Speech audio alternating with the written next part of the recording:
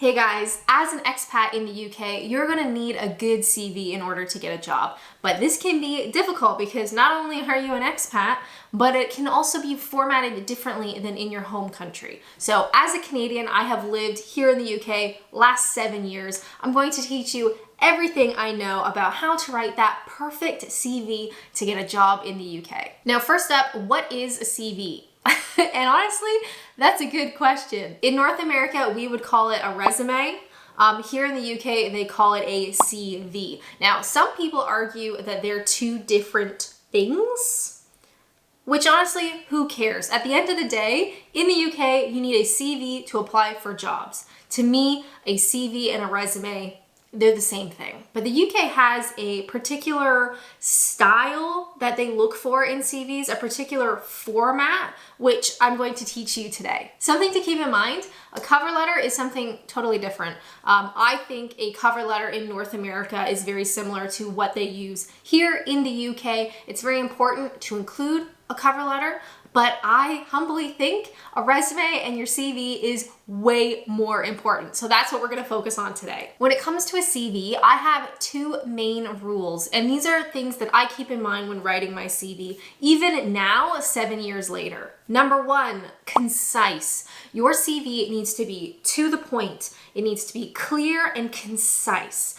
I try to imagine the HR department or like the hiring person, if they were to skim over my CV, would it make sense? So it's concise, it's straight to the point, it's clear, it's easy to read. Rule number two is relevant. Your CV should only include information that is relevant and important. If it's been 10 years since you've been in high school, should you really be including like some of the awards that you won in high school or some of your grades?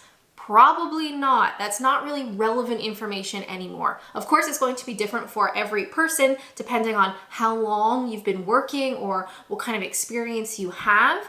But in your own situation, think about what is relevant and most important. How long should your CV be? Now, in my humble opinion, 1 page is fabulous. If it needs to be double-sided, that's still okay. But again, it's going to depend on the particular person. So if you've only just, say, graduated college or graduated university or just graduated high school and you're doing some sort of a broad year situation, your CV is probably going to be quite a bit shorter. If you are highly skilled in like a really technical field and you have loads of relevant and important experience or previous jobs or education or whatever, your CV might spill onto, a second page. In my humble opinion, if you can get away with it, 1 page is ideal because again, it's something that's very easy to skim through to kind of get the overall gist of it.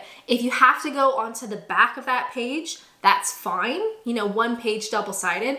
But do keep in mind, if your CV is printed off, it's likely just gonna be printed off one-sided, so you're gonna end up with 2 sheets, which is feels a little bit messy, it feels a little bit much, but it's not the end of the world. What should you include on your CV? So I have a list of what I include on my CV and almost more importantly, the order in which I include them. So if we're starting up at the top, that is going to be your contact details. So I want things like your full name, your address, your mobile number, your email address. You shouldn't include your date of birth because that is really nobody's business. And you also really shouldn't include a photo because again, that's not important. Something that's a little bit different for expats is either within your contact details section, that very first section, or right below it, you need to have what I call your expat explanation. You are foreign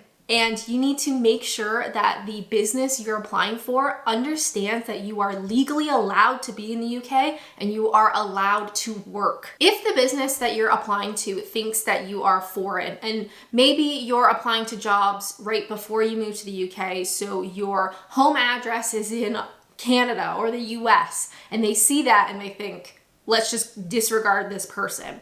That's why it is so important to include your visa and a little short explanation of what that visa means, but make sure it is very clear that you are legally allowed to be in the UK and you are legally allowed to work. Within your expat explanation section, whether that's on its own or it's within the your contact details, if you are not currently living in the UK, it's very helpful to, as short as possible, explain why that is. You could also include this information in a cover letter. So for instance, when I first moved to the UK, I started applying for jobs about a week early. So on my cover letter, I specifically stated that I was moving to the UK on this date, on this visa, and would be ready to work by this date. So when the employer or the HR department sees I'm a foreigner, I'm not living in the UK, why would I be applying? That is explained very concisely and to the point. Next up, we have profile. So some people like to include this and some don't. It's up to you. A profile is like a little snapshot of who you are. So typically this is written as like a little paragraph. So a couple of sentences, no more than like 100 words, just picking out your key achievements or skills or attributes. So it's just a small little paragraph profile about you and what makes you important or unique or desirable. Next up, I typically have education. So you want it in the most recent to going further and further back in time. So your most recent education, put whether, a degree or a diploma or a course that you took, the date, what it was, just the most important information, but try to keep it as short as possible. And this education section should just be like bullet point notes. Next up is work experience. So I would format it in the same way. And some people like to put work experience first and then education. Again, up to you. But both of these sections should be formatted in the same way. Bullet point, very short and to the point, and it should be reverse chronological order. So the most recent work experience going down, and then your most recent education, and then going down. If you have a lot of work experience or you have work experience that is not relevant, I would consider removing it. So like for me, I used to work at Walmart for a summer in between college. Not really relevant when I'm applying for a marketing job, 10 years later. So I don't include that on my CV. Same with my very first job. I used to work at a library. Again, because it's so old and it's really not relevant, I usually don't include it. Again, back to our main rules. We want it to be concise. We want it to be relevant. So old education or old work experience that is not relevant to the position that you're applying for, or it's just extremely outdated, I would definitely consider removing it, especially if that means your CV can fit on one page. Next up, I would include skills and achievements. So these can be things like if you speak a foreign language, or if you are really confident in particular computer programs. Again, it's going to be very dependent on what position you're applying for or what sector you're applying within. But keep this very short and relevant. If I'm applying for a marketing job, I'm probably not going to include skills that I would never use within that marketing job. Next up, if you have space, feel free to include something about your interests. So while this may not necessarily be the most important, and that's why it's at the bottom, and it's only if you have space, sometimes this can help sort of draw you out of the crowd, or at least showcase you in a way that's unique from others. So for example, if you're applying for a writing position at a newspaper or a magazine, or something that you're going to be doing copy editing or writing, perhaps a really relevant interest would be that you run your own website, your own blog. So in your spare time, you are writing. That is an interest that is extremely well tied to the job you're applying for. If you feel like you don't have any hobbies or interests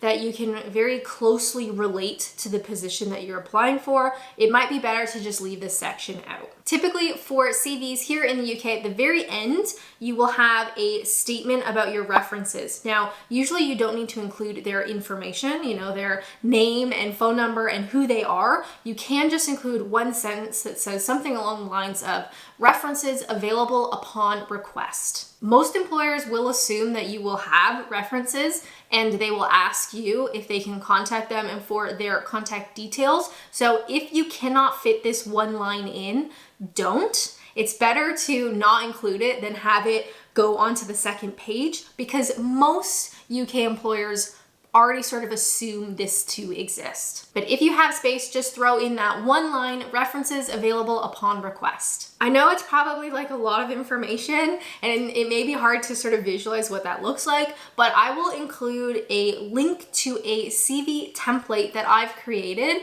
in the video description if you'd like to have a look, if you want to use it, or you can reformat it how you like. Now, I've got a couple of CV writing tips to hopefully make your CV as strong as humanly possible. So we've gone over the format and what you should include, but these are tips that will take that format to the next level. It goes without saying that your CV should not have any spelling mistakes or any grammatical issues. So make sure to go over your CV very carefully, or maybe have someone else look at it. One thing to keep in mind as well is some of the spelling of words are different in the UK than they are in other English-speaking countries. So for example, if I'm saying that I am very well organized, in Canada that is spelled with a Z.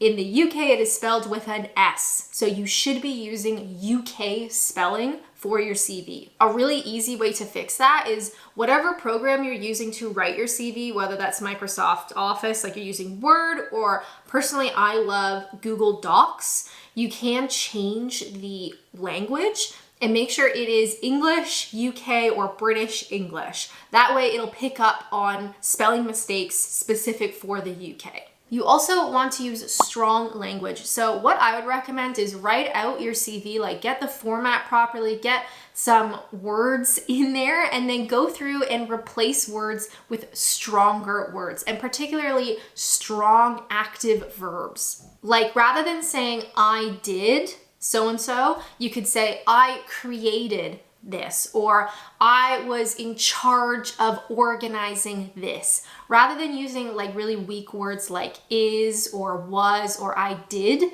Look for ways that you can bump up the language to something stronger. Obviously not language that's like way over the top and super dramatic and theatrical, but just strong active verbs. At the very top of your CV in your personal information section, you're going to include your email address. Now, does that email address look professional? That's something that you really need to check. If you have like a really old, like Hotmail address that you made when you were a teenager and it's got a bunch of weird numbers and silly words in it, I would definitely recommend creating a new email account, even if you only just use it for jobs. And personally, I would recommend getting a Gmail account, something that has your name, ideally, maybe first and last name, something as simple and as professional as possible. And plus, Gmail is free, so you don't need to be paying for anything. Even though cover letters are not the focus of this video, you definitely should include a cover letter every time you apply for a position, unless it specifically states not to. And the cover letter needs to be addressed to that particular business and for that particular job. So a cover letter needs to be rewritten for every application. Next up, let's talk about some formatting tips. So you've got the structure of your CV done. You've gone through and you've made some writing changes, grammatical changes, spelling changes, whatever. It's looking good. It's got strong language. Next up, some formatting advice. Your CV does not need to have a title. So when you write a Word document, you have literally the title up top. It doesn't need it. Don't write CV or resume, whatever. You really don't need it. If anything, just put your first and last name as the title. The way that I have organized our resume today includes sections. So work experience or education, These headings are just a nice way to organize the information on your CV. So just make sure the headings are a slightly larger font and perhaps maybe bold, just to break up the CV in a way that looks visually appealing. Do not use weird fonts. I can't believe I have to say that. You should not be using Comic Sans. Oh my God, absolutely not. Only use fonts that are professional, that are clear and easy to read, like New Times Roman. Typically, the font size should be around 10 to 12. It will depend on how long your CV is. So if it ends up being a little bit shorter, you could go more into the 12 font range. If you're really tight for space, 10 is better. It really shouldn't be anything less than 10 because that's too difficult to read. And for the body text, it shouldn't be more than 12. The only thing that should be larger than 12 may be your headings. It's really easy to stay concise and relevant when you use bullet points. It's also much easier for people to skim through. Make sure to name the document something appropriate, especially when you are emailing it or submitting it through like a portal online. You want the name of your document to be something professional. So it's not just like document 1, or it's not just CV. It's best if you can name it something like your first and last name CV. Simple, concise, and to the point. Unless the job states specifically what format they want your CV in, it should be as a PDF file. Same with your cover letter. By saving it and sending it as a PDF, there is no way that the employer or the business will have trouble opening your files. And personally, I use Google Docs, so I can write out everything. I can keep it saved in Google Docs as well and update it with more job experience, or if I change jobs, my CV is still there and saved. And that way it's super easy to download it, to save it, to export it as a PDF, all that kind of stuff. So in my humble opinion, Google Docs, it's great. And it's free. Now, from one expat to another, applying for and getting a job as an expat in a foreign country sucks. It does suck. It's way harder for you as an expat than for a British person. Most businesses don't want to deal with somebody on a visa.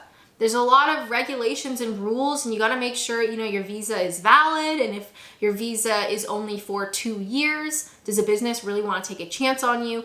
It is tough. But I think if you go into the process knowing that it's tough, but it's possible, I think it's just helpful. It helps to remind yourself that it's not you, it's just that you are an expat. If you have any questions, please leave them down below. Once you're happy with your CV, definitely check out this video where I talk about how I systematically apply for jobs in the UK. But until then, I'll see you in the next one.